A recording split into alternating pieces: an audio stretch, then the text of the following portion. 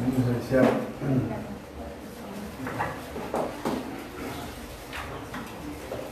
Uno de los autores de películas más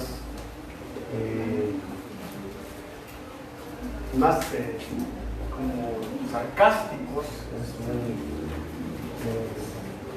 actor y productor y director canadiense llamado Mike Myers. Mike Myers desde su infancia era admirador de los agentes secretos y él cuando creciera, cuando él iba a crecer, cuando él decidió crecer o cuando iba a crecer, pensó que se iba a dedicar por lo menos a darle un tributo a los famosos agentes secretos del 007 ingleses que estaban al servicio del gobierno inglés. Él es de origen canadiense y él es ya en su adultez se convirtió en un cómico y hizo 3 películas, una trilogía con una burla a lo que eran los agentes secretos.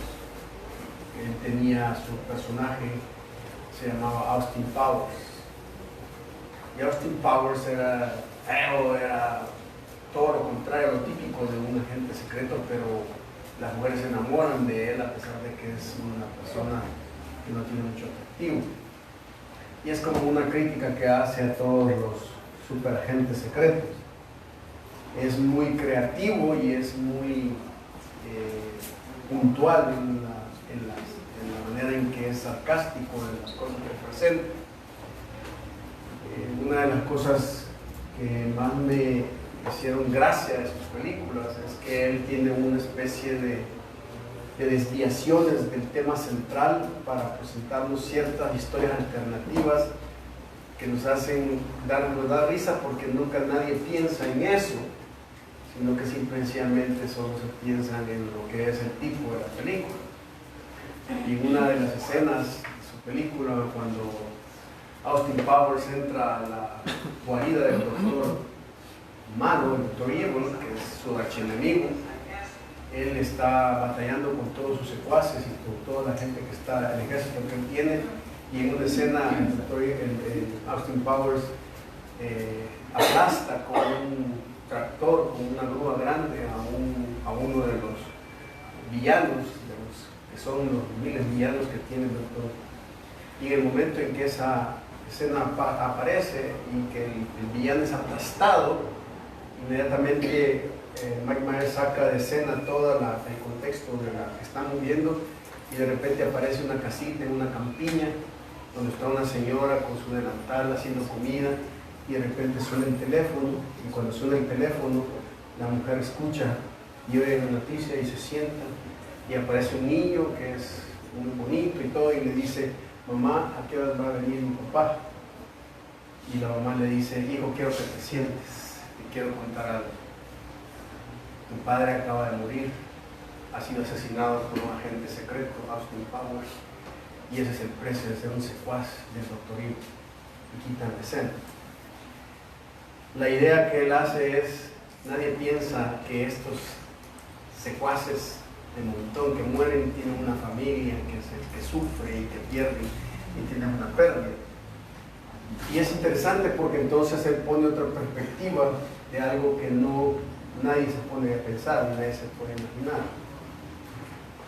Yo creo que en la Biblia a veces nos ocurre lo mismo.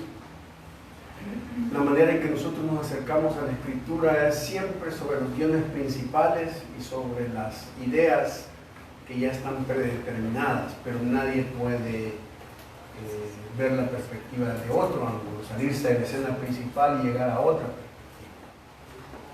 Por ejemplo, todo el mundo, cuando estudia la historia de David y cuando David comete adulterio con Betsabé, todo el mundo le da palo a David. El adulterio, el que se quedó en la terraza, que no fue a la batalla, que por no estar ocupado en las cosas de Dios cayó en la tentación y cometió adulterio. Pero nadie se ha puesto a pensar, porque la historia es lo que un hombre puede hacer para cometer una infidelidad. Pero nadie se ha puesto a pensar cuál es el pensamiento de una mujer que se atreve a destruir su matrimonio y caer en la misma infidelidad. O sea, ¿cuál es la perspectiva de Betsabé? Porque Betsabé no le dijo a David, no, aunque seas el rey, no, estoy casada y punto. Significa entonces que no hemos escuchado el otro lado de la historia de lo que puede hacer esta mujer. En otra oportunidad estaba estudiando la historia de David y Goliat. Ustedes ya saben que esa historia siempre está asociada con que debemos pelear contra nuestros gigantes y que los milagros de Dios. Y un día me puse a pensar, ¿qué sucedería si nos ponemos desde la perspectiva de Goliat? Un hombre que tiene todo el potencial para tener éxito, para poder lograr grandes hazañas, para poder ser el héroe y el paladín de un ejército y terminar en derrota. ¿Qué hace que una persona que está destinada al éxito de repente caiga derrotada? Porque Goliat era alto, tenía espada, tenía escudero, tenía todo, pero había una sola cosa: estaba en el ejército equivocado.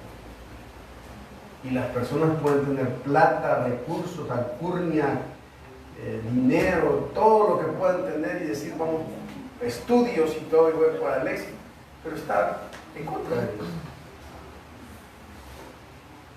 Esas historias desde la perspectiva de otra perspectiva es interesante y es precisamente lo que quiero hacer ahora.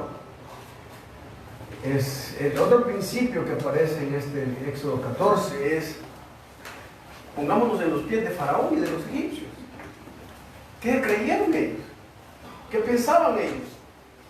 ¿Por qué pensaban que podían lograr ganarle a Israel? O sea, ¿por qué es que un hombre como Faraón se atreve a luchar contra Dios?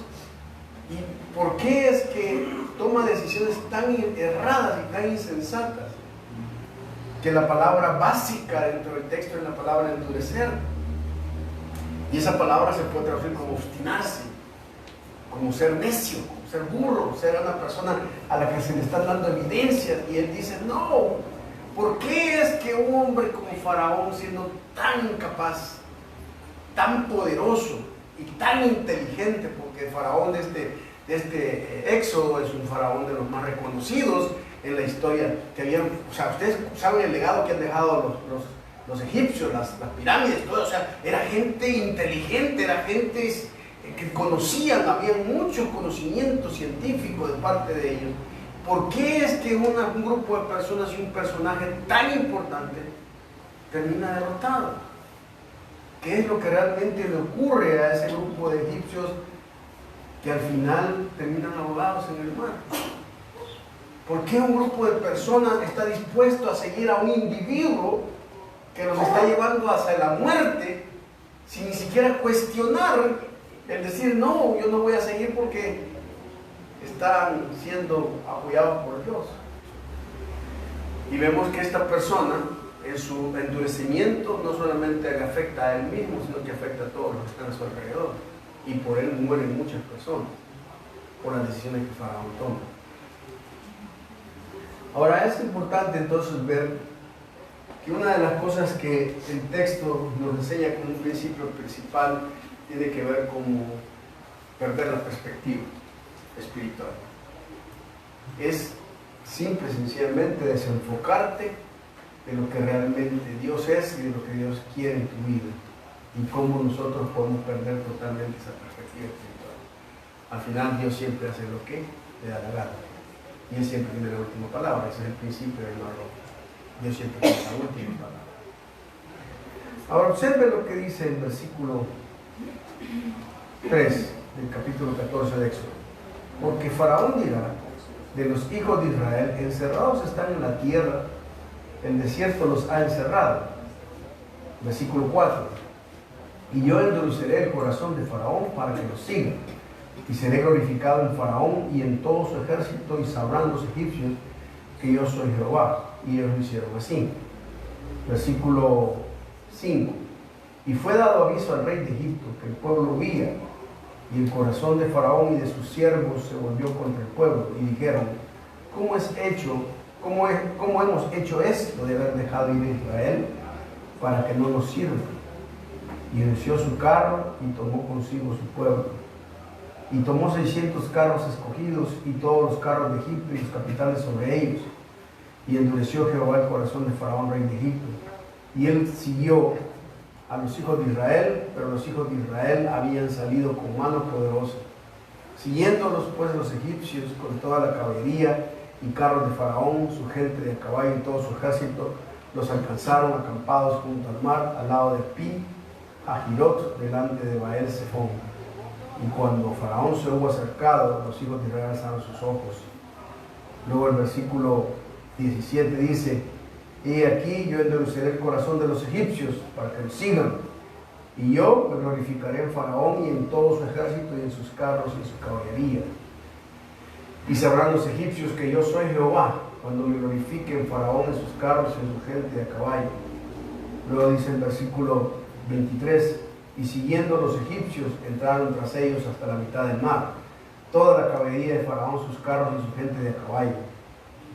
Aconteció a la vigilia de la mañana que Jehová miró el campamento de los egipcios desde la columna de fuego y nube y trastornó el campamento de los egipcios y quitó las ruedas de sus carros y los trastornó gravemente. Entonces los egipcios dijeron: huyamos de delante de Israel, porque Jehová pelea por ellos contra los egipcios. El versículo 27 dice al final, el versículo 27 dice: entonces Moisés extendió su mano sobre el mar, y cuando amanecía el mar se volvió en toda su fuerza, y los egipcios al huir se encontraban con el mar, y Jehová derribó a los egipcios en medio del mar. Y volvieron las aguas, y cubrieron los carros y la caballería, y todo el ejército de Faraón que había entrado tras ellos en el mar, no quedó de ellos ni uno. Un ejército poderoso termina aplastado. Y es que fíjense que nosotros en la vida podemos cometer decisiones como los egipcios y terminar en una situación complicada por la manera en que nosotros nos acercamos a la perspectiva que Dios nos ha dado. Hay muchas personas que simple y sencillamente no han llegado a entender que hay varias cosas que nos pueden hacer perder la perspectiva espiritual.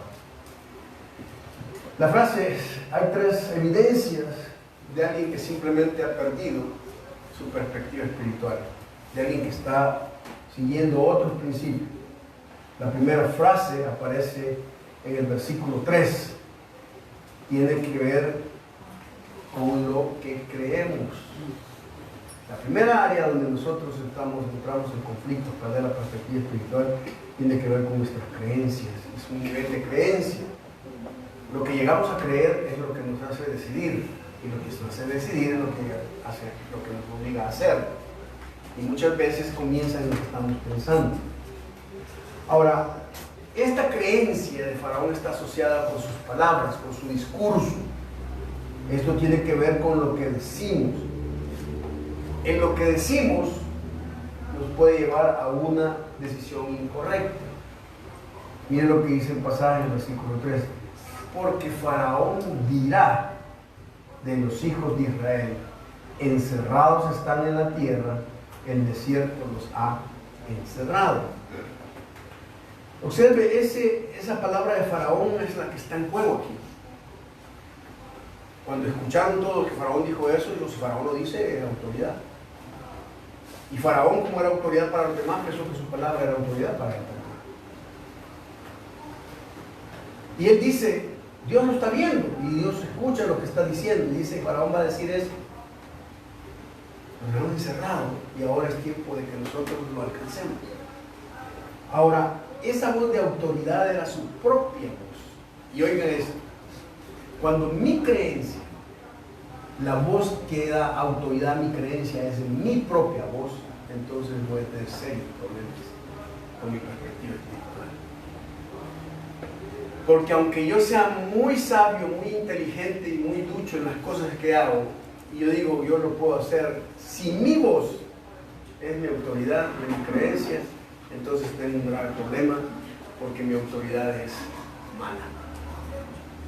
Por eso yo he escuchado gente que dice: es que yo me hice a mí mismo. Y a veces le digo yo, y si se hizo usted mismo, ¿por qué no se hizo mejor? Esa cuestión de, yo me hice a mí mismo, como Cantinflas dice, ¿por qué se hizo tan mañosito? Entonces, la idea es, si mi autoridad es mi propia voz, entonces voy a tener problemas. La segunda parte de la creencia de Faraón aquí está asociada con lo que vemos y nos lleva a una conclusión incorrecta. La primera es con lo que decimos y nos lleva a una decisión incorrecta.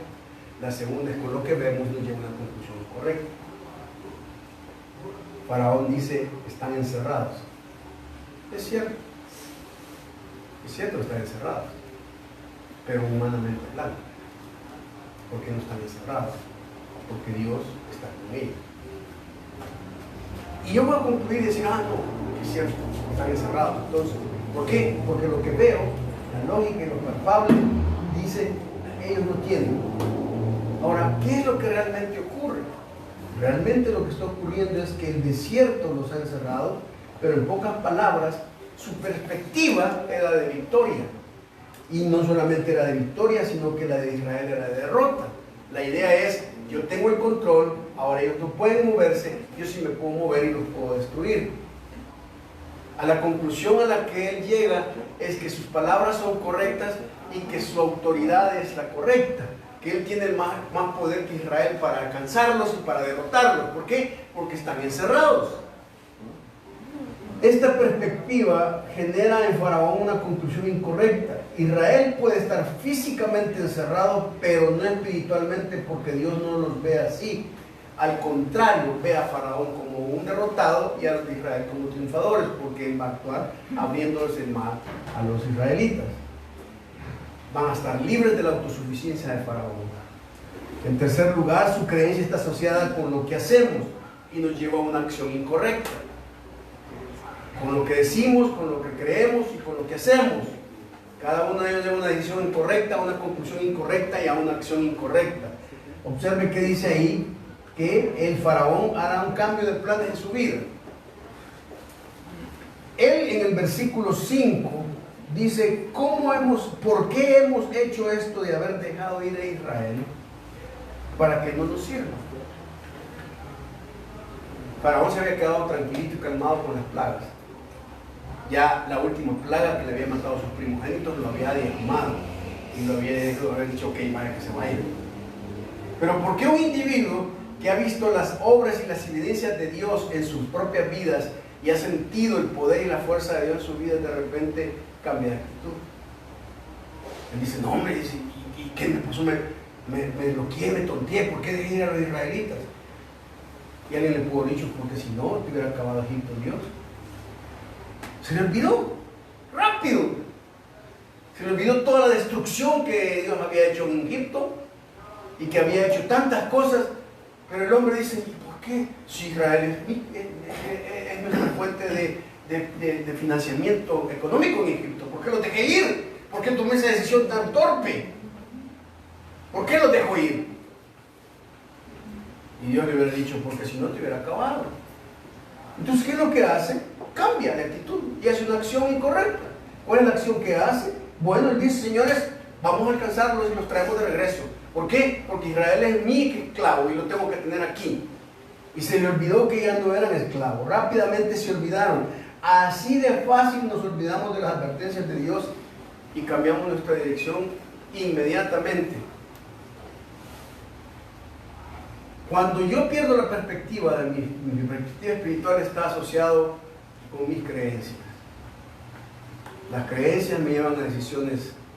Lo que creemos, lo que vivimos, lo que vemos y lo que hacemos me llevan a decisiones, a conclusiones y acciones incorrectas. Ahora, la segunda frase aparece en el versículo 5. Tiene que ver con lo que sentimos. Esta es otra de las áreas más peligrosas. Porque una de las cosas es lo intelectual. Y Dios puede derribar mi argumento intelectual en un 2x3. Pero cuando ya están involucrados los sentimientos, entonces ya es más complicado, porque los sentimientos tienen la facultad de engañarnos tan fácilmente. Porque un sentimiento nos puede hacer sentirnos bien, pero estamos mal. Un sentimiento nos puede hacernos sentir mal y estamos bien. Entonces eso es lo que vemos en Faraón. ¿Por qué digo eso? Porque miren lo que dice el versículo 5. Y el corazón de Faraón y sus siervos se volvió contra el pueblo. La idea es que hubo un cambio de amargura en su ser interno de Faraón y su corazón cambió. Dijo, no, ¿cómo es posible que los israelitas puedan hacer algo, puedan ser libres? No, yo no voy a permitir eso. No siento que sea lo correcto que ellos se vayan y nos dejen a nosotros con toda esta situación. Y cuando ya empezamos a usar las palabras yo siento y siento esto, entonces vamos a tener un grave problema si nuestro sentimiento no está de acuerdo a los principios de Dios. Ahora, es bien importante que entienda esto. La expresión que uno lee en el versículo, es decir, dice el versículo, y le fue dado aviso, ahí en el versículo 5, y le fue dado aviso al rey de Egipto que el pueblo huía.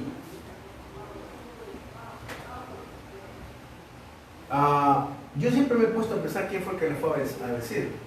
Lo más probable es que Faraón haya enviado algún tipo de avanzada que lo siguió, y los espías cuando llegaron vieron la situación y le mandaron a decir, mira, Israel está adentro del mar y está encerrado, y le mandaron a decir.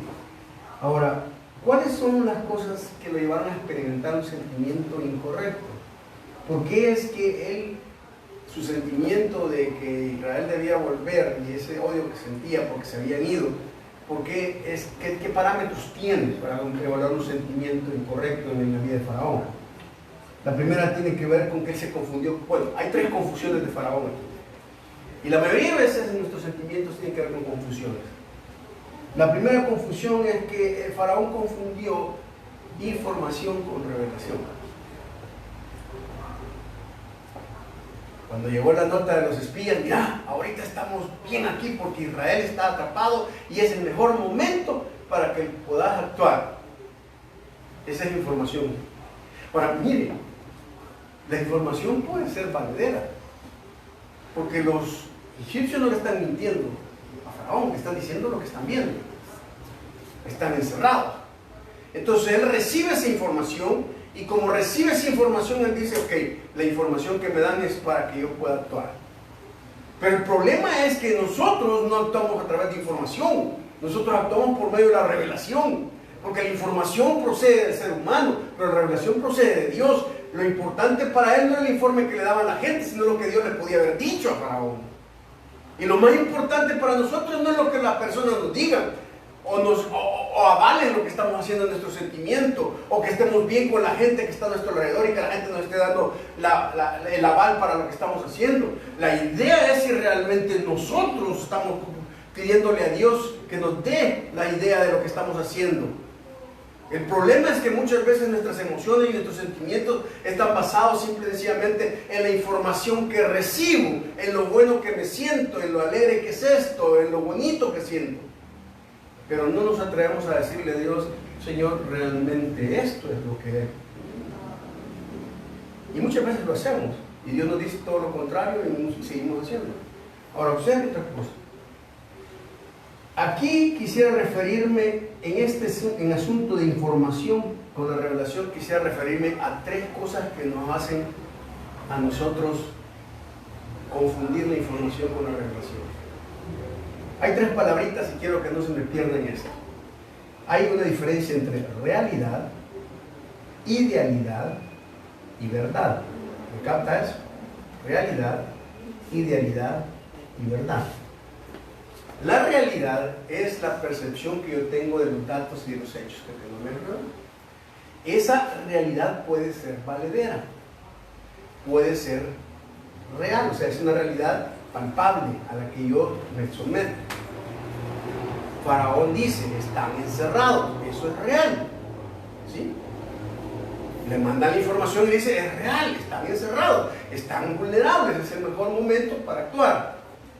Entonces, viene Faraón y la realidad es lo que yo percibo. Yo digo, ok, veo esto, veo aquello, lo que percibo. La idealidad es cómo esa realidad que percibo me beneficia para tomar decisiones basadas en esa realidad. Por ejemplo, Faraón dijo, están encerrados. Esa es su realidad. Y la idealidad es, si están encerrados, es el mejor momento para que yo los ataque. ¿Se fija? Realidad, idealidad. Pero eso no era verdad. ¿Por qué? Porque la verdad, según se define, es todo lo que teóricamente hablando es aquello que es consistente con la mente, la voluntad, el carácter, gloria y el ser de Dios. Cuando preguntamos ¿qué es la verdad? La respuesta simplemente es el carácter de Dios. Todo lo que está de acuerdo al carácter de Dios. ¿Qué es la verdad? Jesucristo es la verdad. No son una serie de concepciones ni nada.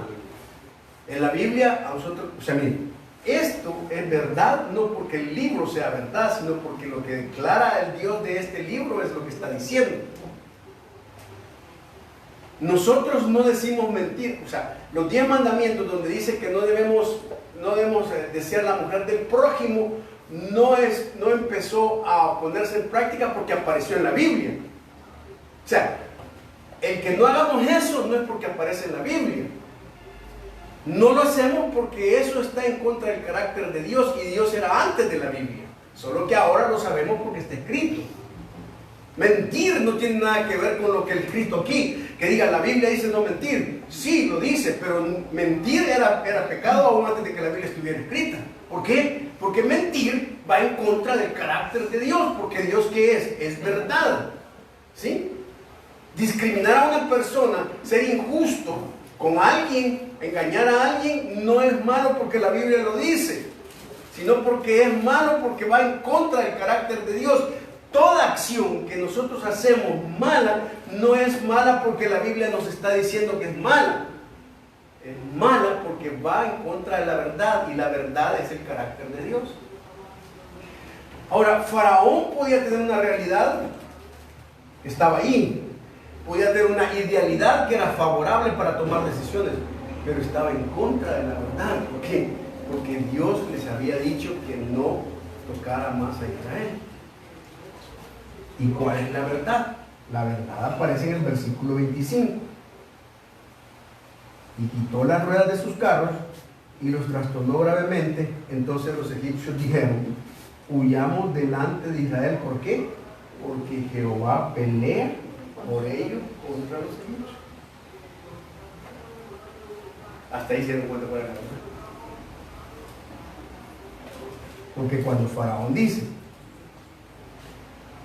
y el versículo 5, se volvió contra el pueblo, Faraón no se está volviendo contra el pueblo, se está volviendo contra Dios, porque ese pueblo le pertenece a Dios, y se está luchando con él, entonces está luchando con Dios. Y al final, cuando ya su realidad se acaba, miren, cuando su realidad se acaba, porque ya se dan cuenta de que no están encerrados, que quienes están encerrados con ellos, y su idealidad se acaba, que el momento no era el más oportuno para alcanzarlo, sino que era que se iba a volver en contra de ustedes, aparece la verdad y hace el juicio sobre sus vidas. ¿Y que hace? Los derriba y los destruye. Ahora mire esto, quizá me fue muy elevado, pero pongámoslo así. Usted está en un trabajo y se quiere cambiar de trabajo, y de repente le aparece una oferta de un trabajo en otro lugar. Eso es real, ¿sí o no? Alguien le da una oferta y usted dice, ok, tengo otra oportunidad, es un trabajo que es diferente a este instante. Pero en el trabajo le dicen, ¿cuánto gana en ese trabajo? Pues gano $500, bueno, aquí le vamos a pagar 1,500. De lo real se pasó a lo ideal, porque wow, 1,500 son 2 veces más de los 500 que estoy ganando. Entonces usted concluye, si es real y si es ideal, la decisión que debo tomar es irme para ese trabajo. Pero el problema es que no se ha preguntado si es verdad. ¿Y cómo se preguntaría si es verdad? Se preguntaría usted diciéndole a Dios que cómo atentaría contra su carácter el que se vaya por ese trabajo. Porque si bien es cierto que le puede pagar 1,500, pero usted no tendrá tiempo para hacer cosas de Dios. Y entonces lo que está haciendo es simplemente desafiando el carácter de Dios en su vida. Porque Dios quiere que esté ganando 500, pero esté de acuerdo a la verdad de Dios. Y eso lo podemos aplicar a muchas cosas. En una relación de noviazgo, en una situación cualquiera. Ahora, ¿saben qué es lo más triste de eso? Es que cuando tomamos decisiones basadas en la realidad y en la idealidad y en contra de la verdad, cuando llegamos a esa realidad, a esa idealidad, no es como nosotros lo hemos planteado y se nos viene abajo. ¿Por qué? Porque la verdad actúa como juicio y como juez de lo que estamos haciendo y nos derriba y nos trastorna.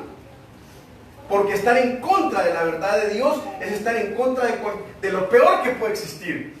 Y por eso es que muchas personas no se dan cuenta de que les va miserablemente en trabajos de grandes salarios, porque están simple y sencillamente en contra de lo que Dios dijo de la verdad hacia sus vidas.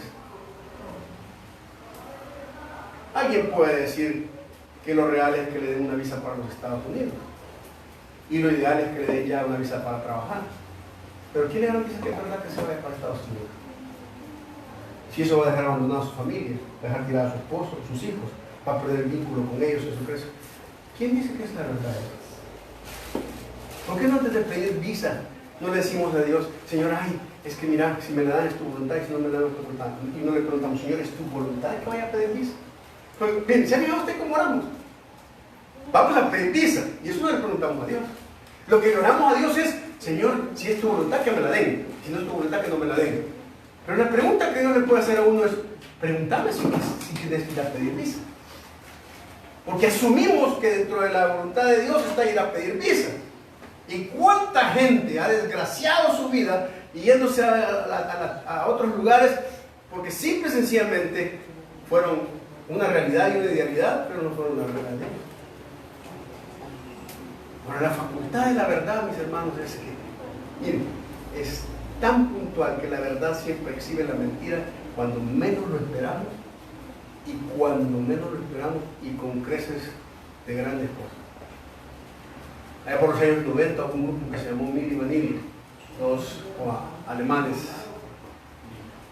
cantaban varias canciones y el productor, que era un inglés, encontró a estos dos bailarines de una famosa bailarina italiana llamada Sabrina y les dio su perfil, su rostro, todos estos tienen una imagen de actores, de artistas, pero cuando los escuchó cantar, cantaban peor que yo. Y dijo, pero con su imagen podemos lograr algo. Entonces se ingenió a agarrar un grupo de extraños que cantaban bonito y hizo playback con ellos. Y engañó a todo el mundo. Ellos engañaron a todo el mundo. Tanto que les dieron hasta un gran mierda. O donde le dan a los músicos. Porque una de sus canciones batió récord y estuvo en los... Y nadie se dio cuenta de que era un fraude. Todas las veces que aparecía en escena era playback. O sea, le ponían la música. Y en un concierto, estando en una ciudad de Atlanta, en un gran concierto, estaban cantando uno de sus éxitos y de repente cayó un rayo en ese lugar y golpeó la energía y entonces la música se trabó. Se quedó y los cuates en el escenario que repitiendo y no hallaban qué hacer. Al final lo que hicieron, salieron corriendo y se fueron tras él. Cuando le entrevistan a este y le dice ¿qué pasó? Dijo que ellos se quedaron, no hallaron qué hacer, ¿no? Lo único que hicieron fue irse a meter de cabeza en el camerino. Los descubrieron, les quitaron todos los premios, borraron todos los discos, todo lo que habían ganado fue dado. ¿Por qué? Porque la verdad tiene la facultad de agarrarnos cuando menos lo esperamos y de darnos más de lo que esperamos. Por eso es que es tan complicado vivir una vida de mentira, vivir una vida oculta, una vida hipócrita. ¿Por qué? Porque tarde o temprano esa verdad sale. Puedes vivir una vida real, puedes tener una vida ideal, pero lo que Dios quiere es que tengas una vida de verdad. Y la única forma que nosotros podemos tener una vida de verdad es cuando tenemos un vínculo con el Dios de ese carácter verdadero. Ahora, tercera confusión que este hombre tiene es que no solamente, la segunda es que confundió, primero confundió información con revelación, pero la segunda es bien interesante, confundió su condición con su situación. Miren lo que dice el texto. Y fue dado aviso a ¿quién? Al rey de Egipto. Y luego dice el versículo 8, y el corazón de Faraón, rey de Egipto. ¿Cuál es la condición de él? Rey. ¿Cuál es la condición de él? Faraón. ¿Cuál es la condición de él? Mandar a todo Egipto. Esa es su condición. Pero su situación es otra. ¿Cuál es su situación? Un corazón endurecido por Dios. ¿Se fijan? Y es que, mire, yo puedo tener una buena condición y tener condiciones estables y todo lo que yo tenga, pero mi situación con Dios puede ser diferente. Por eso es que nosotros podemos ver a grandes ministerios con grandes condiciones, pero con situaciones precarias en su vida, espiritualmente hablando. Porque el hecho de que un ministerio muestre una condición de excelencia no implica que tenga una situación espiritual correcta.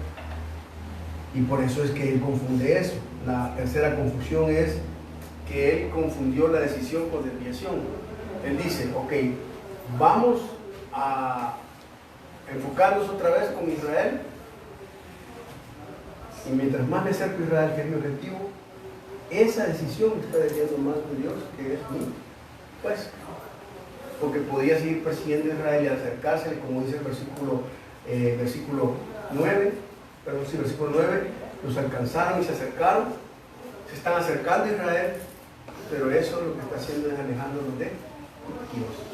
Y eso es bien interesante. La tercera frase tiene que ver con el versículo 24 y tiene que ver con lo que recibimos, lo que creemos, lo que sentimos y lo que recibimos. Y es a nivel de la consecuencia. Primero, oiga esto, cuando nosotros estamos perdiendo la perspectiva la perspectiva espiritual, recibimos la evaluación de Dios.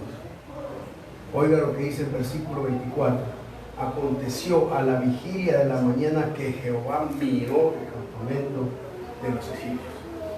La expresión miró es una expresión de bajar y ver detalladamente. Da la idea, no que estaba en el cielo, sino que él pasó y inspeccionó directamente el campamento.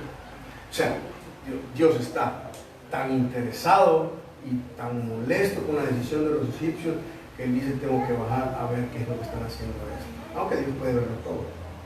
Pero la idea es que Dios dice, me voy a fijar. ¿En qué se fijó? En el campamento de los egipcios. La segunda cosa que hace es que recibimos, inmediatamente que Dios ve y evalúa, actúa. Recibimos la acción de Dios. ¿Qué hace Dios? Mire lo que hace. Trastornó el campamento de los egipcios. La palabra trastornar aquí es bien interesante, porque la idea es que hizo ruido y hizo caos. La idea es que de alguna manera Dios utilizó ruidos y grandes cosas para meterles e infundirles miedo a los egipcios. Y se puede imaginar ustedes estando en un campamento y de repente Dios haga que truenos, relámpagos y cosas por el estilo. Era para intimidarlos a los egipcios. Pero luego no solamente vemos que esa acción de Dios busca tres alternativas importantes. Primero, Dios lo que va a buscar es, hermanos, fregar tu estabilidad. Dice el versículo que trastornó y lo que hizo fue desestabilizar el campamento. Va a trastornar tu habilidad, porque Dios se va directamente a los carros de los egipcios, que era la tecnología de punta con la que ellos habían sido victoriosos. Y la tercera tiene que ver con que Él trastorna tu movilidad. ¿Por qué? Porque el texto dice que a dónde los golpeó, quitó las ruedas de sus carros y los trastornó gravemente. La idea es que hizo pesados los carros, de tal manera que ya no se podían mover. A veces Dios está haciendo tantas cosas en nuestras vidas que ignoramos las cosas en que Dios está actuando. Pero la tercera cosa no solo vemos la evaluación de Dios y la acción de Dios, sino que también vemos la sanción de Dios. Al final dice el versículo 26, extiende tu vara sobre el mar, tu mano sobre el mar, para que las aguas vuelvan sobre los egipcios y sobre sus carros y sobre caballería. El versículo 27 al final dice, y Jehová derribó a los egipcios en medio de la mar. Esa frase para mí me da mucho temor, ¿saben por qué? Porque cuando Dios derriba bien. ¿Por qué Dios no derriba? Pues simplemente perdemos la perspectiva espiritual. Dios no tiene la culpa de lo que estamos viviendo. Han sido nuestras propias decisiones, las circunstancias en las que nos hemos metido, las que nos hacen perder la perspectiva espiritual. Ahora yo quisiera cerrar este pasaje con tres cosas importantes. Nunca debemos olvidar en esta historia de este pasaje tres cosas más. Número uno, Dios siempre tiene la última palabra. Nadie puede quitarle esa prerrogativa a Dios porque sigue siendo el soberano. La segunda cosa que yo miro aquí es que Dios puede cambiar una situación adversa en fracciones de segundos para una situación benéfica para nuestras vidas. Podemos estar encerrados con el mal encima y de repente pasando para tierra positiva, porque Dios en una acción de minutos cambia las cosas. El problema de Dios no es si puede, el problema de Dios es cuándo lo va a hacer. La última cosa que quisiera decirles con respecto a este texto, a mí siempre me gusta, algo que Dios me enseñó en este pasaje, es que Dios es Dios de ciclos. Y Dios siempre abre ciclos en la vida y los cierra. Nunca los deja abiertos. Dios envió a Israel, lo dejó el mar, lo sacó. Egipto entró en medio del mar, lo cerró. El Dios que abrió el mar siempre lo cierra. Y eso es bien importante, ¿saben por qué? Porque todas las experiencias que nosotros pasamos, abiertas en nuestra vida de parte de Dios, llegará un tiempo de cierre. Y cuando llegue ese cierre, nosotros estaremos cantando victoriosos como lo que hicimos en Éxodo 15. Dios es un Dios que cierra ciclos, un Dios que rompe y que abre nuestras vidas, pero también las cierra. Podemos estar en momentos en que Dios esté abriendo cosas y nos sintamos incómodos, pero ese Dios que ha abierto esas cosas en nuestras vidas va a cerrarlas y tenemos que tener esa confianza. Vamos a orar.